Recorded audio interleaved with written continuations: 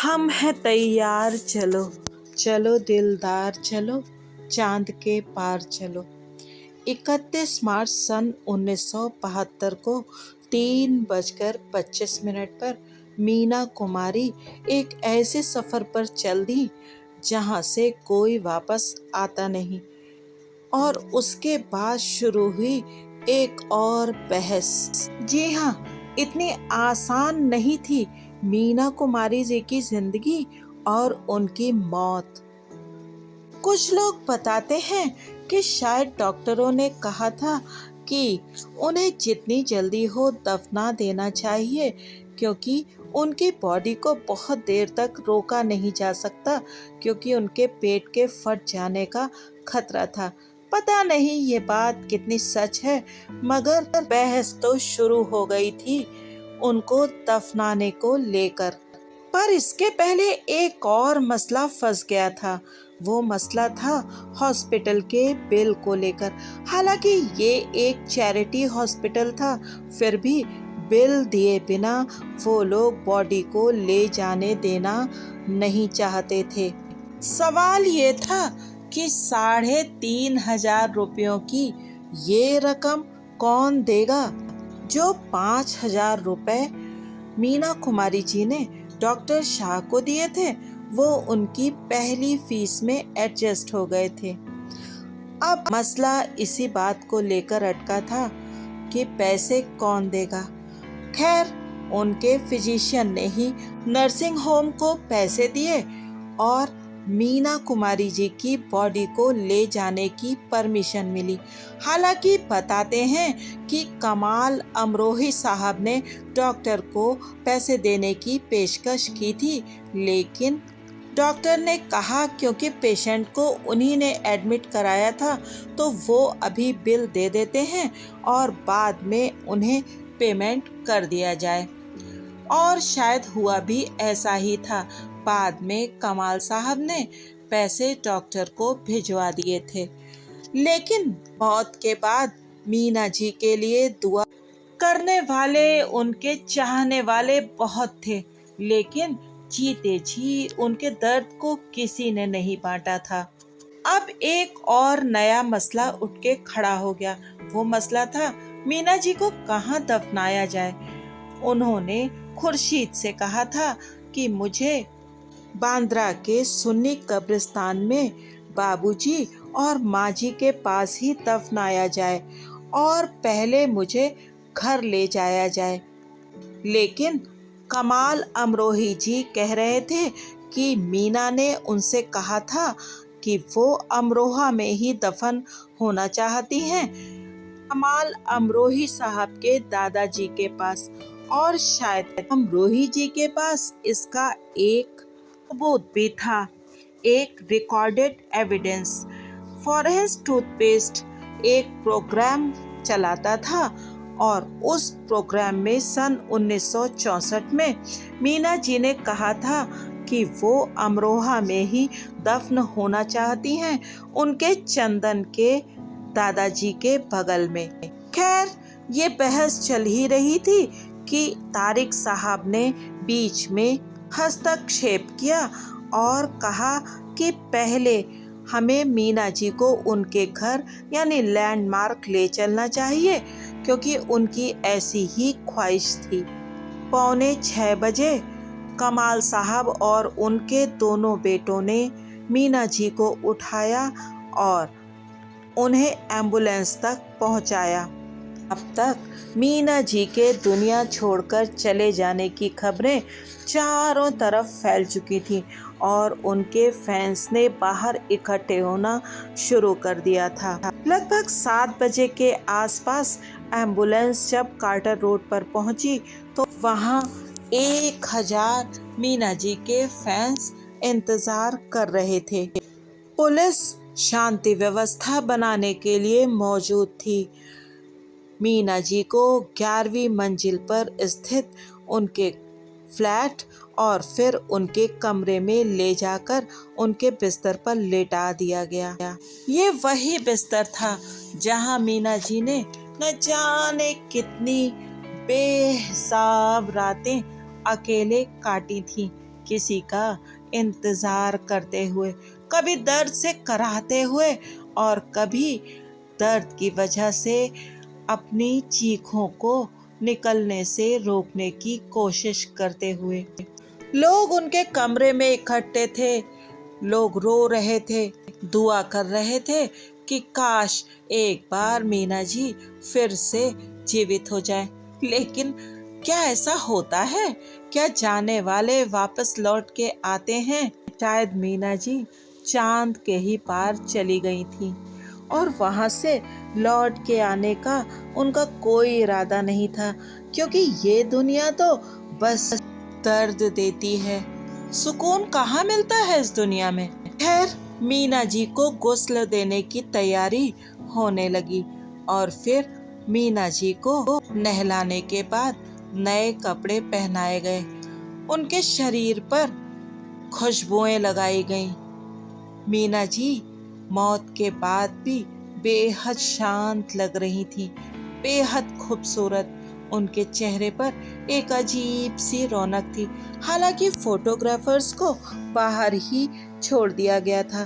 उनके आखिरी समय की तस्वीरें लेने की इजाज़त नहीं थी और फिर उनके आखिरी दीदार के लिए उन्हें बाहर के कमरे में लाया गया, जहां सबसे पहला दीदार किया कमाल साहब ने। चंदन ने अपनी मंजू को जी भर के देखा और फिर लोगों की भीड़ आनी शुरू हो गई। लोग आते गए, बड़े बड़े लोग, फिल्म इंडस्ट्री के नामचीन चेहरे वहां पर मीना जी के आखिरी दीदार के लिए आए हुए थे। जब मीना जी को उनके आखिरी सफर के लिए ले जाया जा रहा था तो दूर कहीं कोई गाना बज रहा था, इन्हीं लोगों ने ले ली ना दुपट्टा मेरा। अब मीना जी के चाहने वालों की भीड़ लगभग 3000 के आसपास हो गई थी। लोग गमगीन थे और अपनी मीना कुमारी को याद कर रहे थे। बहुत सी बहस और तकरार के बाद ये निश्चित हुआ था कि मीना जी को रहमताबाद के शिया कब्रिस्तान में दफनाया जाएगा। बांद्रा से माहिम, दादर से बायकुला और फिर रहमताबाद।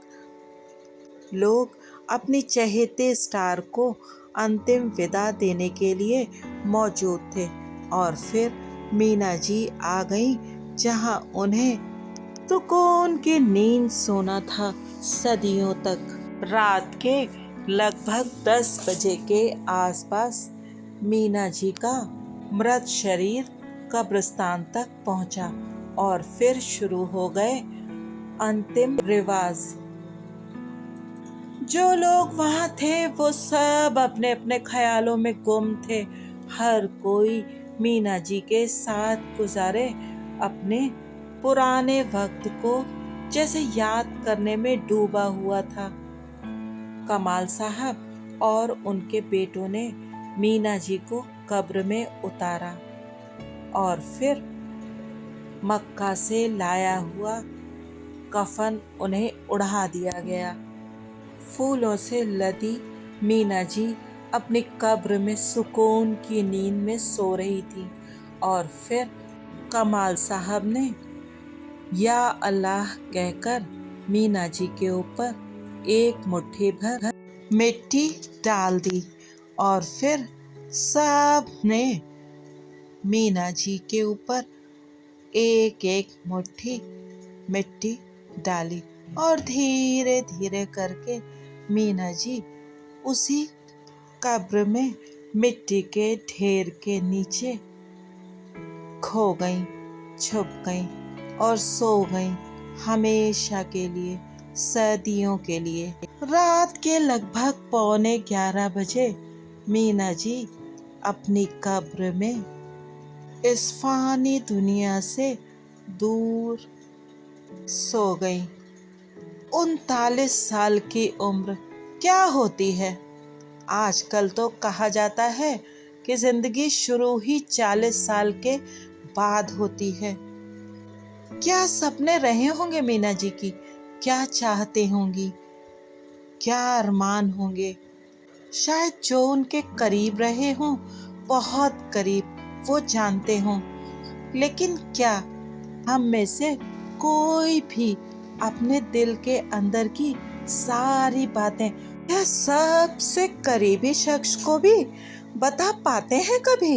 मुझे तो लगता है दुनिया का हर एक इंसान जब इस जहान से जाता है तो ना जाने कितनी ख्वाहिशें, कितनी हसरतें, कितने अरमान अपने साथ लेकर चला जाता है।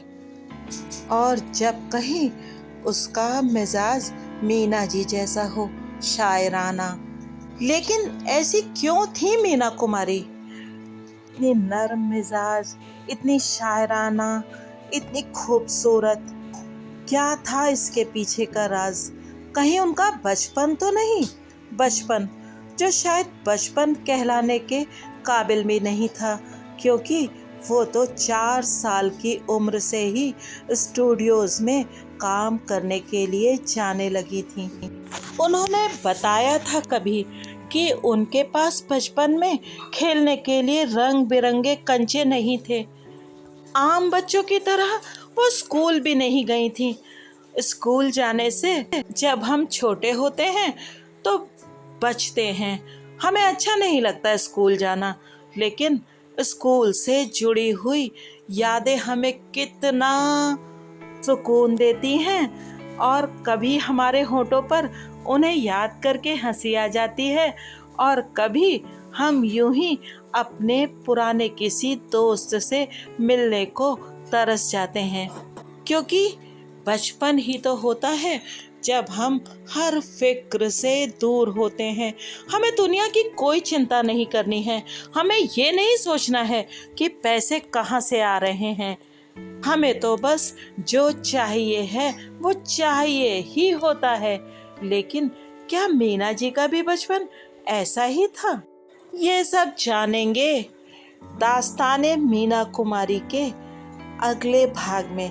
तब तक आप बने रहिए मूवीज की सिनेमा बाजी के साथ और सुनते रहिए ट्रेजेडी क्वीन मीना कुमारी जी के जीवन की अनकही दास्तान, जो उन्होंने तो नहीं कही, लेकिन जमाने ने उनके जाने के बाद खूब कही। न जाने कितने इल्जाम, न जाने कितनी तोहमतें, पर मीना जी अब जवाब देने के लिए है नहीं। वो तो अगर कोई दूसरी दुनिया है और वहाँ लोगों का वजूद होता है तो वहाँ से देखकर यही कहती होंगी, जो कहना है तुम लोगों को कह लो, मैं कुछ नहीं कहूँगी। तुम्हें जो इल्ज़ाम लगाने हैं लगा लो, जो तोहमतें मुझ पर थोपनी हैं थोप दो। मैं कुछ नहीं कहूँगी। मैं चुप रहूँगी। मैं चुप रहूँगी।